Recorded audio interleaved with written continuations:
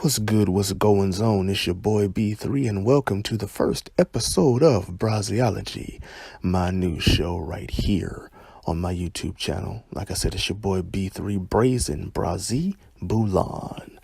The name Brazen has followed me around a lot in my life. For those of you that don't know what the definition of the word brazen is, it means bold and without shame. That is the definition of the word brazen. And you will definitely be hearing some bold and shameless speaking, talking, and conversations on this particular show as I speak black truth to power with the unapologetic freedom of a white man's mouth. But anyway, like I said, thanks for tuning in. Without any further ado, let me jump into my topic tonight. My topic tonight is no black agenda, no black vote. No black agenda, no black vote. A lot of people in the world are in an uproar right now. On one side, those of us who have decided that we will no longer give away our votes for free. And those on the other side who are upset because we have decided that we're not going to any longer give our votes away for free. No black agenda, no black vote. I did not vote, and I will not vote until a candidate or a potential presidential, as I call them, but not just presidential candidates, but a candidate on any level of government. I will not vote until whatever potential candidate is running has a black agenda. And there are those who have tried to shame myself and others with the old cliche sayings and the conversations that we usually hear regarding voting as it relates to the black community and black people.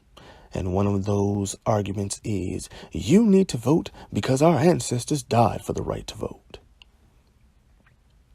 To that I say this, in my personal observation and opinion, I do not believe that our ancestors died for the right to vote in and of itself.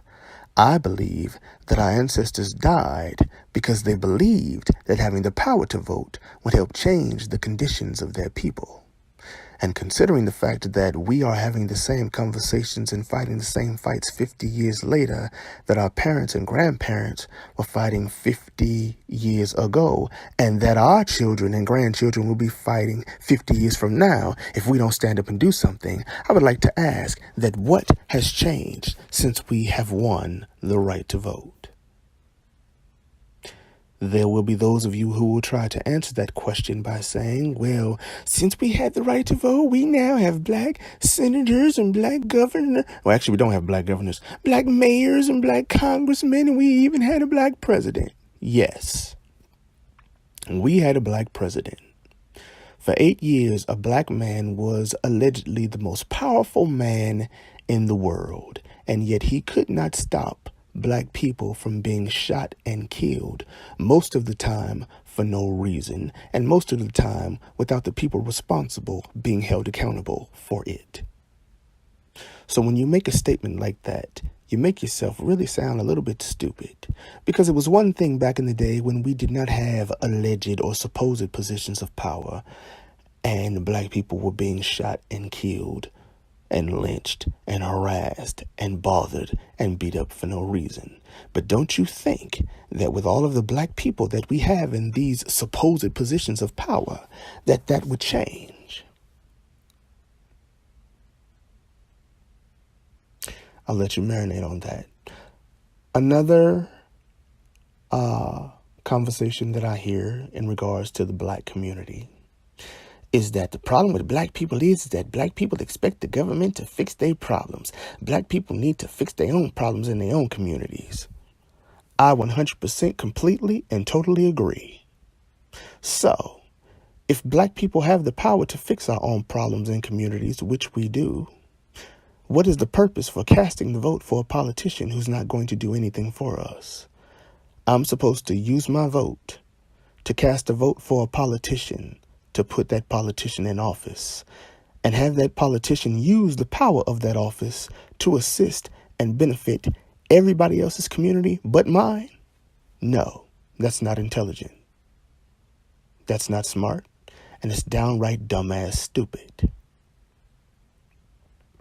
And if our votes are as powerful and valuable as we are taught and led to believe, then why am I and others who feel the way that I do constantly badgered and chastised for refusing to give our votes away for free without a demand?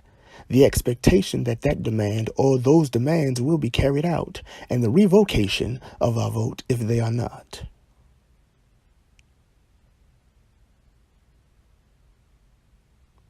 Let me ask a very serious question. Why are candidates terrified to mention that they have a black agenda?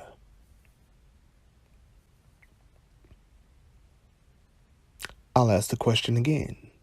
Why are candidates terrified to mention that they have a black agenda? Candidates are terrified to mention that they have a black agenda because they are afraid that if they mention that they have a black agenda, they will lose votes. Well, I say that us as black people need to make sure that they get the same result on the other side. If you are terrified that you won't get a certain amount of votes or any votes if you have a black agenda on one side, then you had better be terrified that you won't get a certain amount of votes or any votes if you don't have a black agenda on the other side.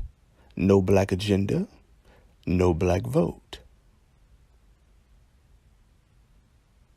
No black agenda, no black vote. I cherish my vote like I cherish my heart. If you want my heart, you're going to have to get off your ass and earn it. And if you think that getting off your ass and earning my heart is too tall of an order to fill, then get somewhere, sit down, shut up, and stop bitching, moaning, whining, crying, and complaining about not getting it. I feel the same way about my vote. If you want my vote, you're going to have to get off your ass and earn it. And if you think that getting off your ass and earning my vote is too tall of an order to fill, then get somewhere and sit down and shut up and stop bitching, moaning, whining, crying, and complaining about not getting it. Because if you wanted it, you would do what is necessary to get it. But I understand why you're upset. Because your mentality is, well, you've been giving us your votes away for free this long. Why you want to change up now? Well, you better get the memo that some of us have changed up. And we are making it very clear that you're not going to whore us out for our vote. You're going to give us something for our vote in return. And if you don't give us something in return for our vote, then we'll sit on it.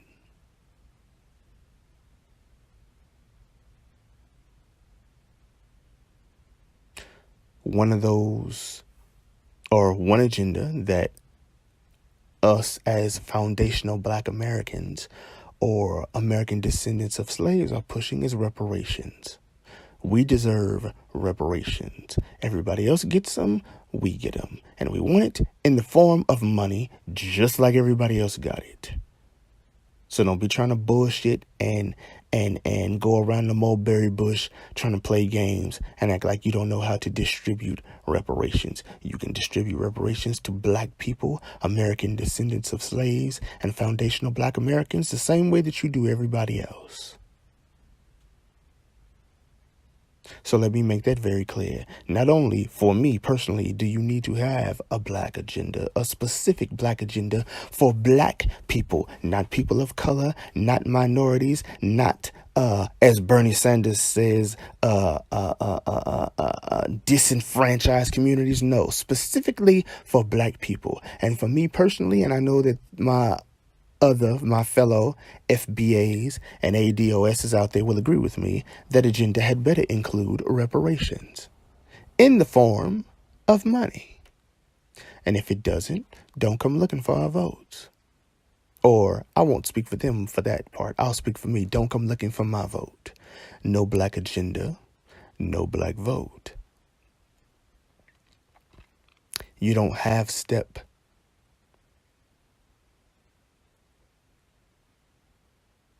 when you're trying to get your butter biscuits. You don't half step when you're trying to do what is necessary to get votes for other people. So you're not going to half step with me.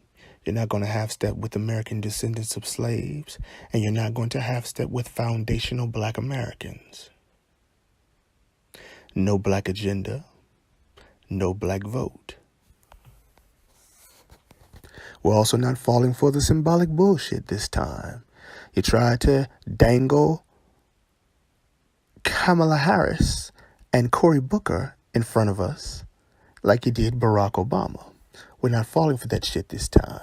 You tried to dangle Bernie Sanders in front of us. We're not falling for that shit this time either. And let me personally say, for Kamala Harris, I already wasn't voting for her. Because she's responsible for my school closing in California, Hill College at Hayward, California. It took a lot for me to decide to go back to school. And I was scared, but I did it any damn way. And I went back to school and I was studying criminal justice and I was kicking ass, holding down the 3.9 GPA. I took 16 out of a required 25 classes, and in 15 out of 16 of those classes, I got straight A's. And the one class I didn't get an A in, I got a B. And she saw fit to make sure that my school closed 2 quarters from graduation. So I already wasn't voting for her for personal reasons. I didn't vote for her to get the Senate seat, and I said if she ever does run for president, I'm not voting for her for president either. So basically, when it comes to her, the fact that she made it very clear that she's not going to have a specific black agenda, she added gasoline to a house that was already on fire, because I already wasn't voting for her. You don't have a specific black agenda? Fine. Don't be expecting a specific black vote. But anyway, that's been the first episode of Braziology right here on my YouTube channel. If you enjoyed it, go on right on ahead and subscribe. You can follow me on Twitter at Braziology, Braziology. You can follow me on Instagram at Braziology as well, or you can just subscribe to me right here. I do hope that you enjoyed this first show. And there will be many more to come. Until the next time, much love. Peace.